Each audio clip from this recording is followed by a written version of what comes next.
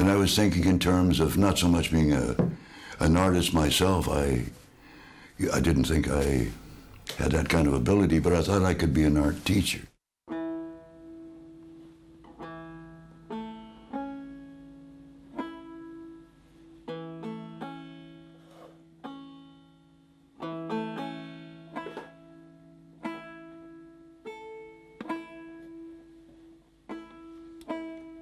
I was in the Navy.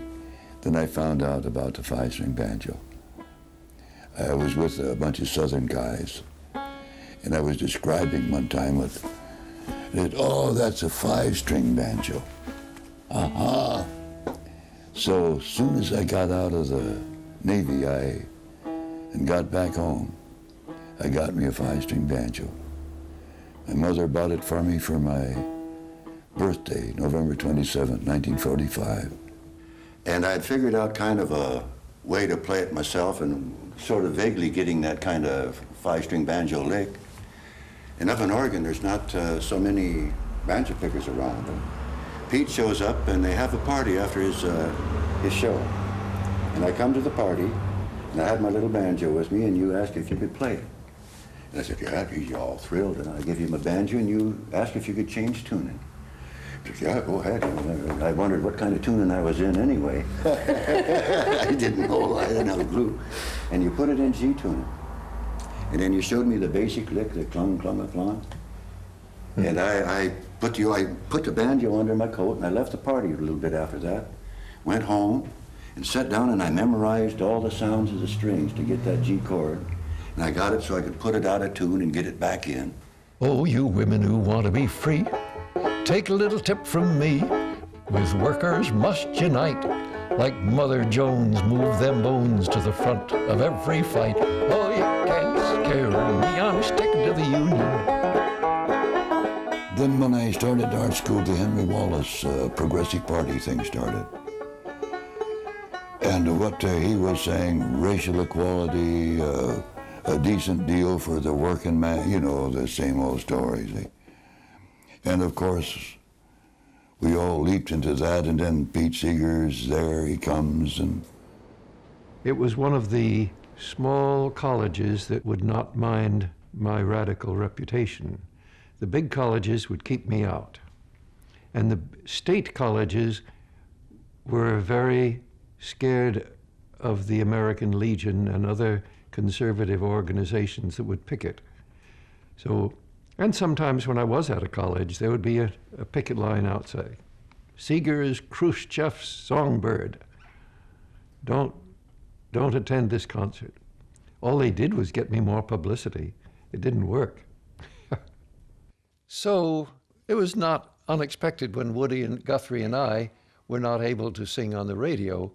One of the newspapers said, oh, commie folk singers try to infiltrate radio. And that was the last job we got. So we knew the blacklist way back in 1941 and 42. McCarthyism is a term that's given to a whole period of U.S. history, like the late 40s, early 50s. This is when people got fired from jobs if they were not willing to sign a piece of paper, I am not a communist. And a lot of people had their lives ruined.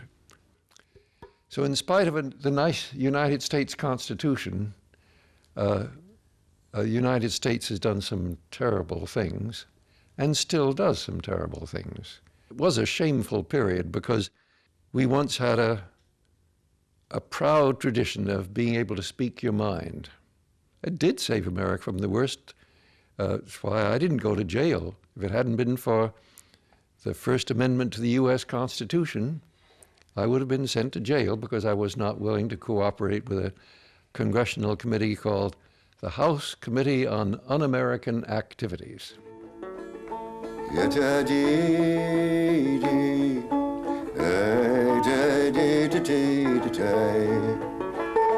You can't go and leave me if you wish to, oh baby. Never pay no mind way down. Columbus, Georgia, I have worries on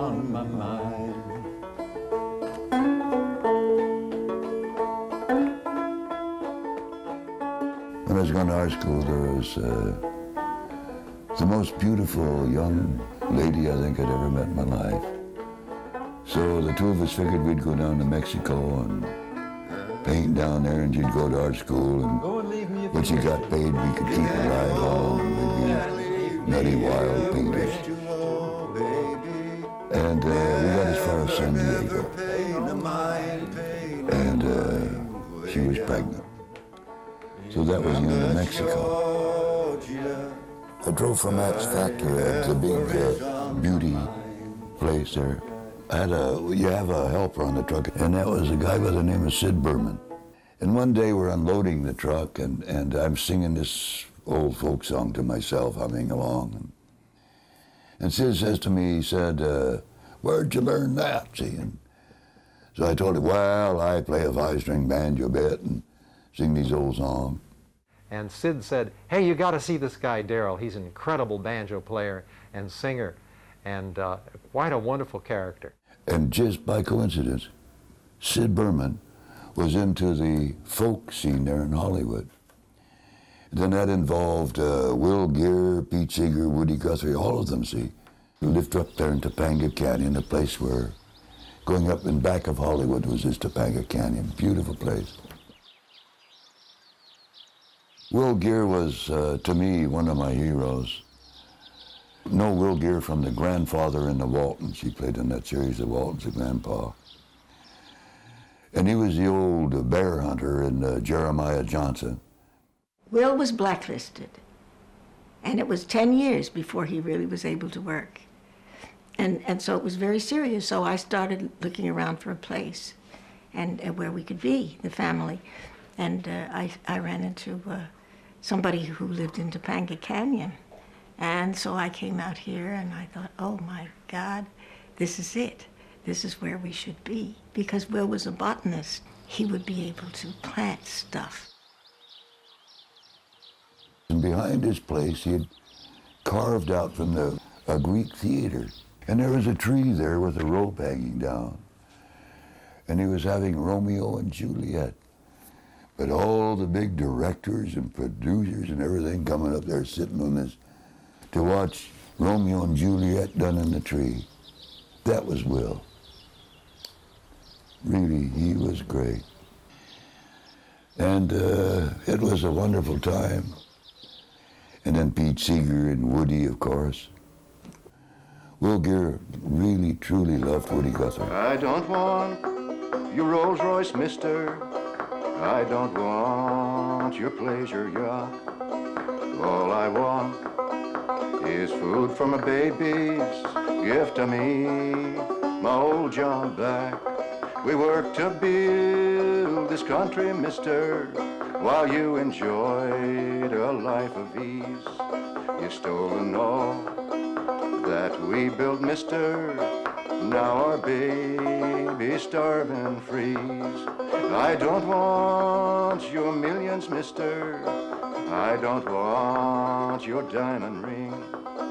All I want is the right to live, mister. Tell you, if you're from, say, my territory, you'd see many Woody Guthries in a sense. Guys that are on the road going farm laborers. They're farm laborers, and they go where the farm industry is going at the time. Potatoes one time of the year, and grapes another time of the year, and cotton another time of the year. They're moving around, see.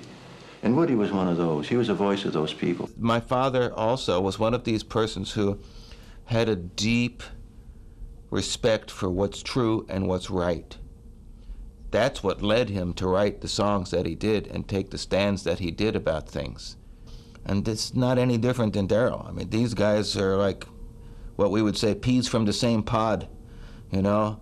They both have that look in the eye of that can be very soft and very easygoing, but at the same time, neither of them would stand for a lot of bullshit. They like what's real.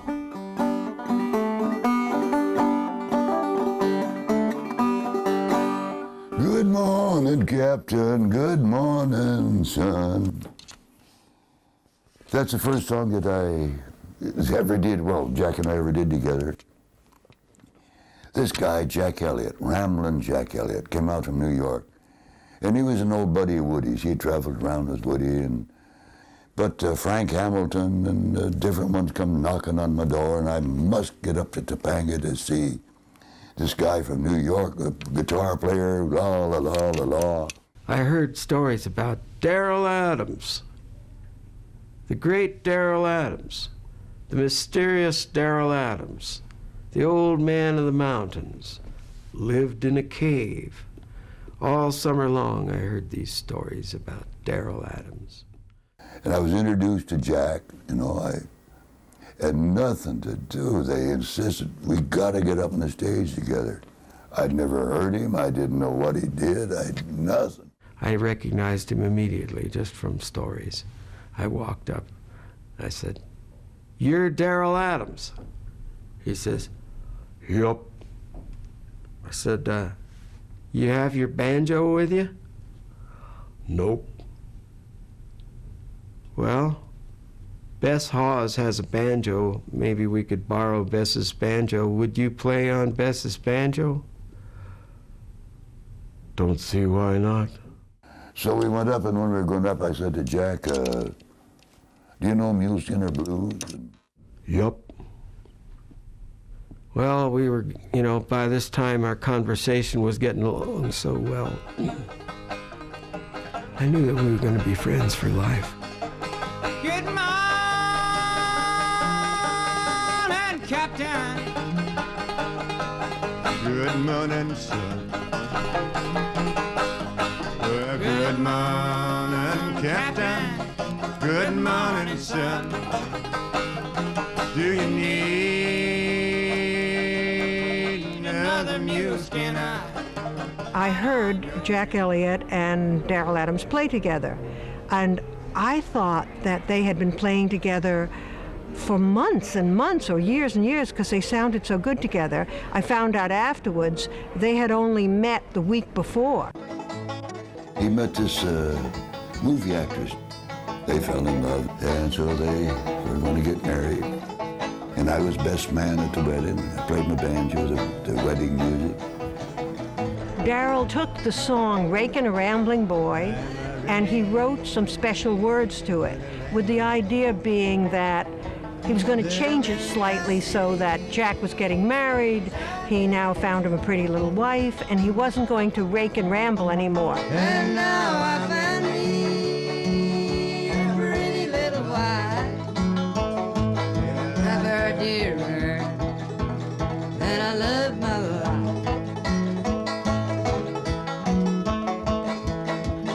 Mother said she's all At that time, back in the 50s, it was one of the most, probably one of the most wonderful times I ever had. And these wonderful, beautiful people I met. And we talked about a lot of things, about the world situation, about what was going on at the time, because McCarthy was ruining the country at that time. And I was faced with the prospect of having to be drafted, but I was a conscientious objector.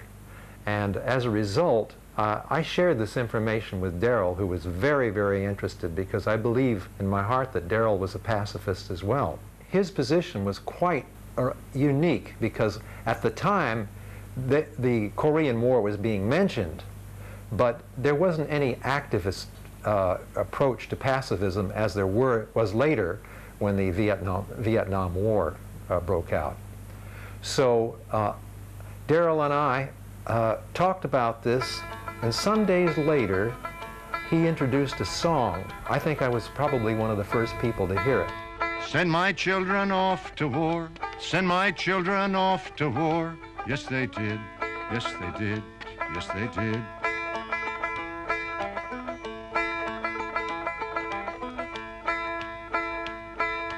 Killed my children, 1, 2, 3. Killed my children, 1, 2, 3. Yes, they did. Yes, they did. Yes, they did. And the most terrible thing, lost them in a war. Well, all wars are, you hear about World War I, you know, you scratch your head. Some emperor up somewhere gets angry at some other thing, and then Here we have World War II and millions of people die. The important thing was the feelings of the song, that the song put across this terrible stupidity of war. And Shirley and I were both involved in the C&D movement, the campaign for nuclear disarmament, and we sang at a lot of meetings. Murdered my children, 1, 2, 3. Murdered my children, 1, 2, 3. Yes, they did. Yes, they did. Yes, they did.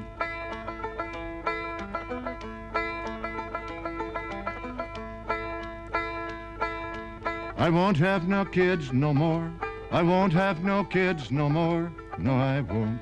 No, I won't. No, I won't. But the thing is, I didn't know anything about all this kind of stuff, and you're supposed to copyright songs and all this. And I didn't, and the Kingston Trio claimed it. Their banjo picker, whatever his name was, claimed he'd written the song. So finally I got a letter. I went to a lawyer to find out and this guy, he made $50,000 or something on Portland Down.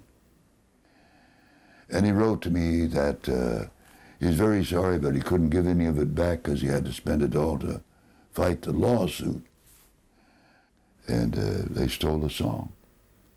The business side of music is a very corrupt business.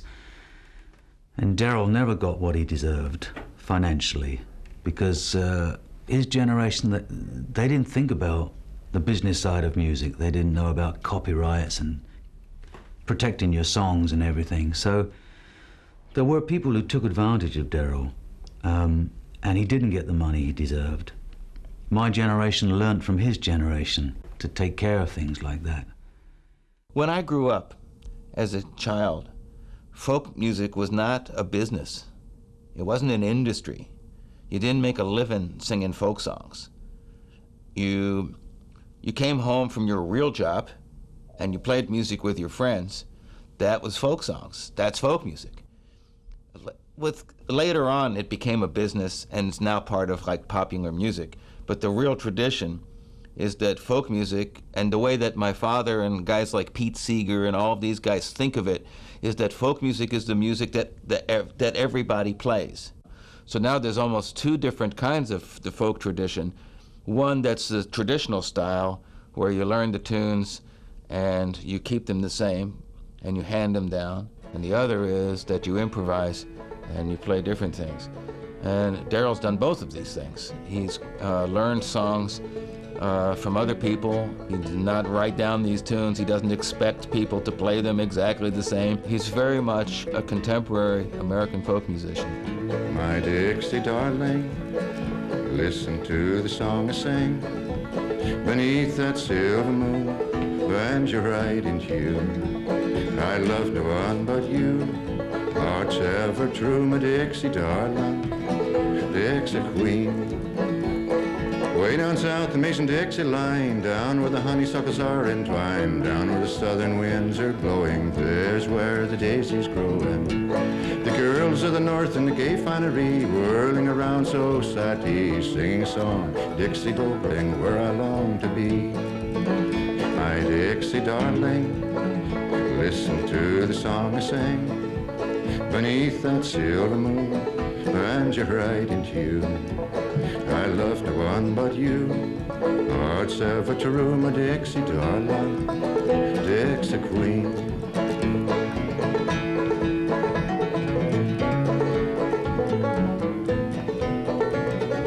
I'd gone to see a film, American in Paris. And it's a funny thing, I was sitting there watching that film, and suddenly I knew I was going to be there.